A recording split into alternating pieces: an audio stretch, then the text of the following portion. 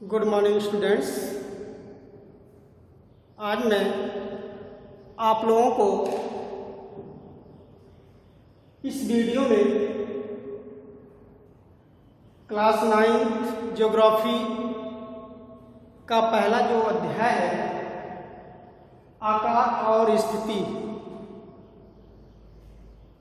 इस अध्याय का दूसरा दिन और दूसरे दिन की जो टॉपिक है वह साइट एंड लोकेशन, जिसमें से हमें लोकेशन, भारत का लोकेशन बता चुका हूँ। और आज मैं भारत का साइज यानी आकार बताऊंगा। प्यारे बच्चों,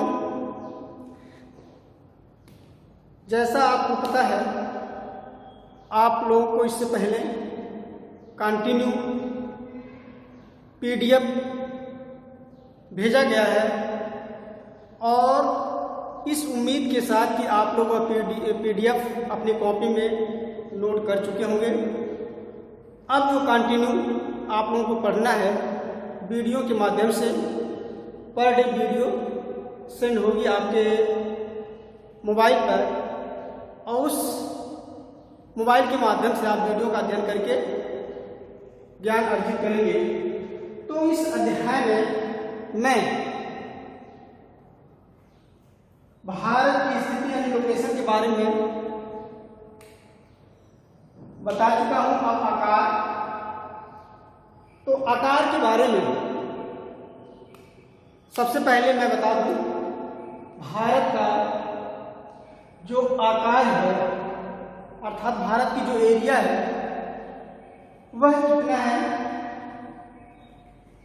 भारत का आकार 32,87,263 वर्ग किलोमीटर स्क्वायर एरिया में फैला हुआ है, जो पूरे विश्व का 7वां सबसे बड़ा देश है।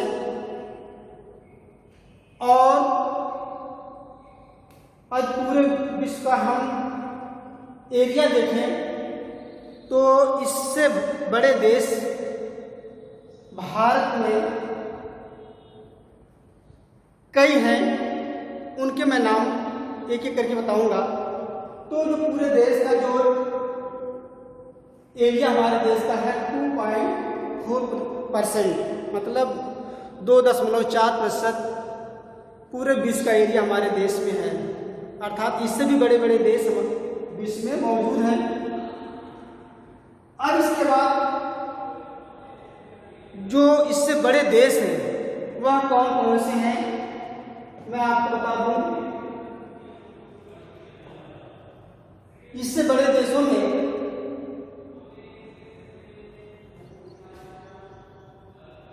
रसिया, रूस, कनाडा,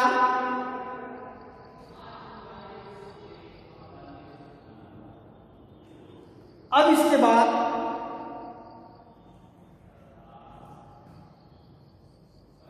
अमेरिका, चाइना, ब्राजील,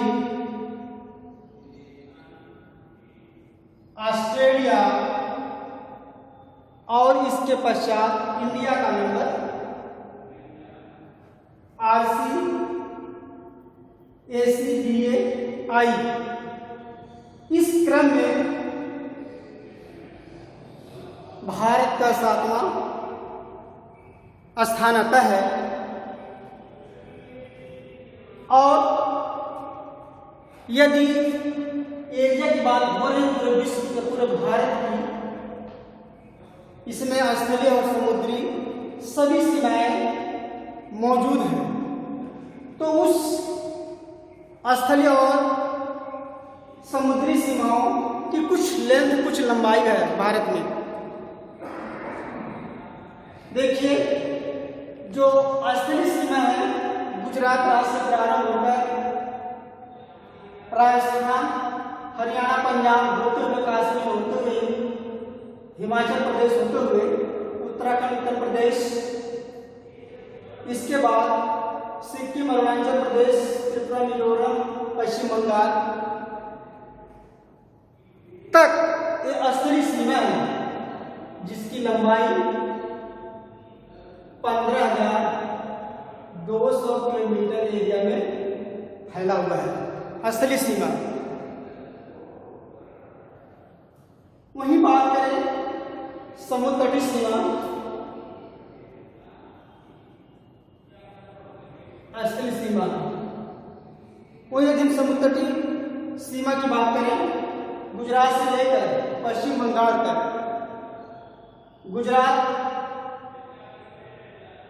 के नीचे महाराष्ट्र है, उसके बाद गोवा, अब उसके बाद आप नीचे आएंगे कर्नाटका, केरल, तमिलनाडु, आंध्र प्रदेश, उड़ीसा और पश्चिम बंगाल। इस तरीके से जो समुद्र तटीय एरिया है,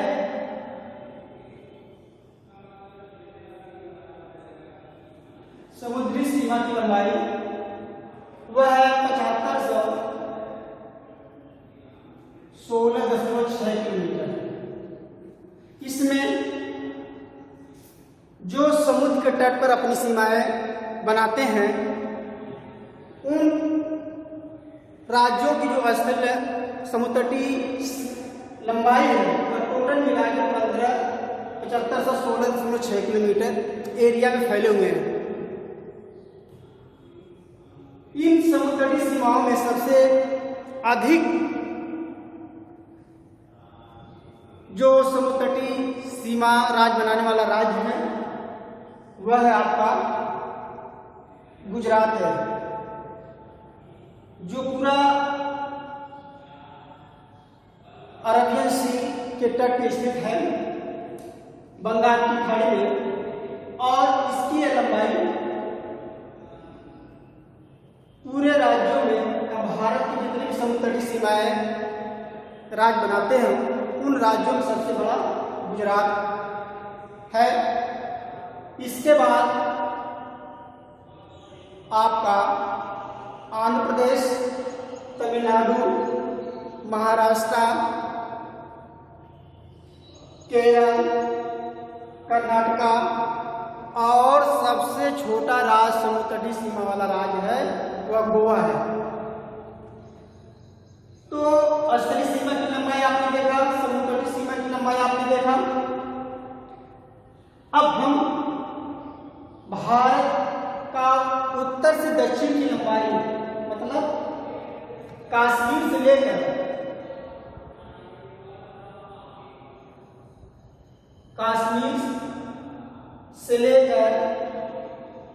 तमिलनाडु राज्य तक, इसकी भी कुछ लेंथ है, लंबाई है। वह लंबाई 3200 मतलब 3214 किलोमीटर एरिया में विस्तृत है, फैला हुआ है। ये उत्तर से दक्षिण की लंबाई है, अर्थात कश्मीर से लेकर तमिलनाडु यानी कन्याकुमारी तक फैला हुआ है। वहीं पर पूर्व से पश्चिम या पश्चिम से पूर्व गुजरात से अरुणाचल प्रदेश या अरुणाचल प्रदेश से गुजरात की लंबाई है, जो 2933 किलोमीटर एरिया में फैला हुआ है। 2933 किलोमीटर एरिया में फैला हुआ है। तो यह पूर्व से पश्चिम और उत्तर से दक्षिण की लंबाई भारत की है। और जो उत्तर से दक्षिण और पूर्व से पश्चिम की लंबाई है, यह भारत की स्थलीय और समुद्र तटीय सीमा की लंबाई को इंगित करता है। इसके पश्चात मान लीजिए कश्मीर के बाद भी स्थल है, लेकिन किसी दूसरे राष्ट्र की सीमाएं प्रारंभ हो जाती हैं। ठीक है। अब इसके बाद भारत के मध्य से जो लाइन गुजरती है, हमने कल बताया था आपको, वह कर्क रेखा है, कैंसर ऑफ कैप्रिकॉर्न। तो ये जो कर्क रेखा है, कर्क रेखा भारत के 8 राज्यों से होकर गुजरती है। उन 8 राज्यों में हमने बताया था कल गुजरात, उसके बाद राजस्थान का थोड़ा सा भाग एरिया आता है, मध्य प्रदेश, छत्तीसगढ़, झारखंड, पश्चिम बंगाल, त्रिपुरा और मिजोरम। ये सब मुख्य राज्य जो इन राज्यों से होकर कर्क रेखा गुजरती है। तो ये हो गया भारत का आकार और साइज। देखिए, जो स्थलीय सीमा है, स्थलीय सीमा पे कुछ नेबरिंग कंट्री स्थित हैं, कुछ पड़ोसी देश मौजूद हैं। उन पड़ोसी देशों में सबसे अधिक यदि किसी राष्ट्र की भारत की सीमा को टच करता है, वह है आपका बांग्लादेश। सबसे बड़ी लैंड बाउंड्री बनाने वाला जो कंट्री है वह है बांग्लादेश। ठीक है,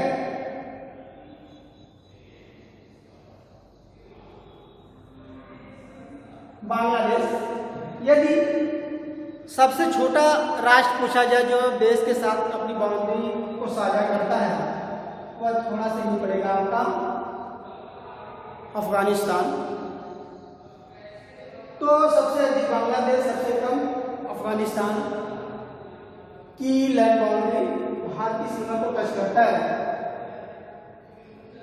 तो ये आपका स्थलीय और समुद्र तटीय सीमा की लंबाई का ब्यौरा था। अब इसके बाद इसमें स्थलीय सीमा और समुद्र तटीय सीमा की लंबाई आपने देखा। तो भारत 3 तरफ से समुद्र से घिरा हुआ है। भारत के पश्चिम में अरेबियन सी है, मतलब बंगाल की खाड़ी, अरब सागर,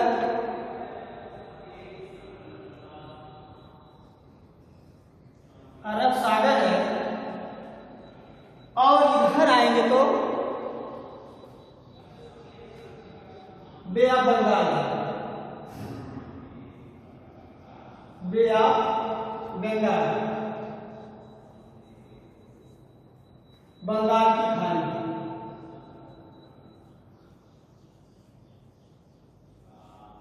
बंगाल की खाड़ी है। और भारत के दक्षिण में हिंद महासागर आपको पता ही है। इस तरीके से भारत तीनों तरफ से समुद्र से घिरा हुआ है। तो स्थलीय सीमा हो चाहे समुद्र तटीय सीमा हो, सबका देश के राष्ट्र के हित के लिए बहुत ही महत्वपूर्ण है, क्योंकि स्थलीय सीमा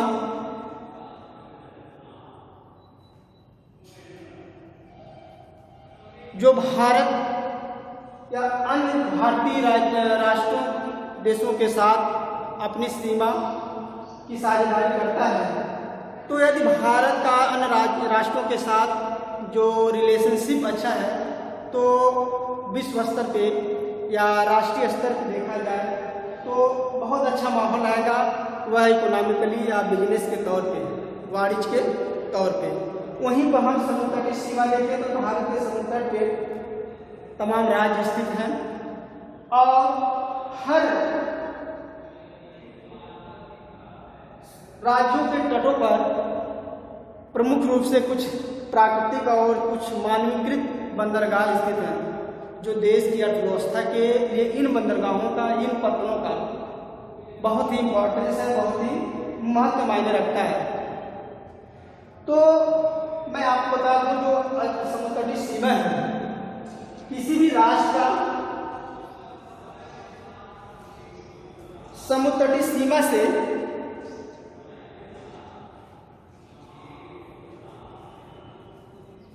समुद्र तटीय सीमा से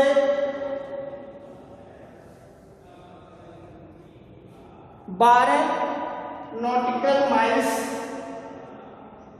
किसी भी हाउस, मान लीजिए वहां ये है यहां तक, तो यहां से यहां तक भारत की जो कोस्टल एरिया है, समुद्र तटीय एरिया है, यहां से यहां तक अंतर्राष्ट्रीय स्तर पर किसी भी राष्ट्र की जो कोस्टल एरिया उसका अधिकार केवल 12 नॉटिकल माइल्स अधिकार होता है। मतलब 12 नॉटिकल माइल्स वह राष्ट्र की कोस्टल एरिया से उसका अधिकार होता है। इसके बाद किसी भी राष्ट्र का अधिकार नहीं होता है। वह अंतर्राष्ट्रीय स्तर, अंतर्राष्ट्रीय यानी हर देशों का अपना अधिकार होता है या हर देश का वह होता है। तो भारत का जो कोस्टल एरिया है, बंगाल की खाड़ी हो चाहे अरब सागर हो, दोनों साइड में सिर्फ उसको 12 नॉटिकल माइल तक वह अपनी कोई भी आर्थिक गतिविधियों को कर सकता है। इससे ज़्यादा वह किसी भी सागर या महासागर में अपना अधिकार स्थापित नहीं कर सकता। कोई ऐसी एक्टिविटी नहीं कर सकता है जिससे अंतर्राष्ट्रीय स्तर पर उसकी गरिमा को ठेस पहुंचे। कुछ राष्ट्र हैं एक्सेप्शन के तौर पे, वो अपने अधिकार को एक्सटेंड करते हैं, बढ़ाते हैं और बढ़ा भी रहे हैं। जैसे आपको बताया जाए चाइना या चीन ऐसा कंट्री है, वह अपनी लैंड बाउंड्री को बढ़ाना चाहता है, अपनी कोस्टल एरिया को बढ़ाना चाहता है, क्योंकि इसके बाद ये एरिया है सर अरबियन सी का, वह अंतर्राष्ट्रीय स्तर का होता है, अंतर्राष्ट्रीय लेवल का होता है। किसी राष्ट्र, किसी देश का उस पर अधिकार नहीं होता। यूँ कहें कि हर देश का अधिकार होता है। आपको यदि इस पर कोई एक्टिविटी करना है तो आपको अंतर्राष्ट्रीय स्तर के स्तर से आपको परमिशन लेना पड़ेगा, तब जाके आप कोई एक्टिविटी कर सकते हैं, अदरवाइज नहीं। तो चाइना इस अंतर्राष्ट्रीय स्तर की अवहेलना करते हुए अपनी सीमाओं, अपनी लैंड बाउंड्री, अपनी कोस्टल एरिया को बढ़ाने का प्रयास करता है। आप प्राय सोचियों में, न्यूज में सुने होंगे, हिंद महासागर में उसके जहाज के बेड़े, प्रशांत महासागर में पैसिफिक